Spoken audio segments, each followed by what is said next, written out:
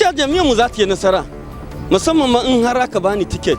Na tabbata jama'a suna nan a shirye don su zaɓe mu, su yi aiki tare da mu don mu kai ga nasara.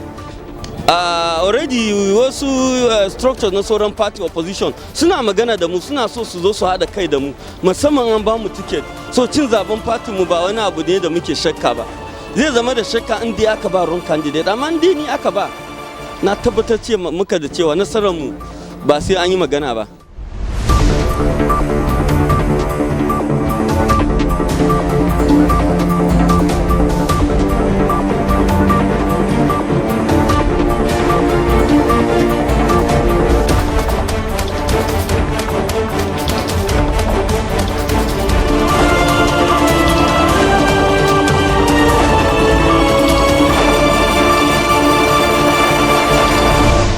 Sunana Dr. Timothy Zakwai Auta Dan, takara na jami'an APC, daya daga cikin takara na jami'an APC wanda suke neman tiket a wannan by election zaben mai da gurbin da za a yi nan da watan 8. To maganan shiri a shirye muke, dan mutum tunanin mutum 2024 za a yi zaben, so muna nan a shirye.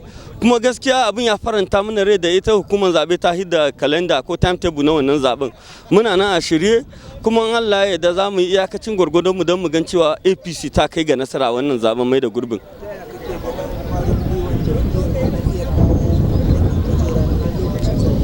Gaskiya jami'an mu za ta yi nasara, musamman ma in har aka bani tiket. Na tabbata jama'a suna nan a shirye don su zaɓe mu, su yi aiki tare da mu don mu kai ga nasara. Already wasu structures na sauran party opposition suna magana da mu, suna so su zo su haɗa kai da mu, musamman an ba mu tiket. So cin zaben party mu ba wani abu ne da muke shakka ba. Zai zama da shakka in dai aka ba wrong candidate, amma in dai ni aka ba, na tabbatar muka da cewa nasarar mu ba sai an yi magana ba.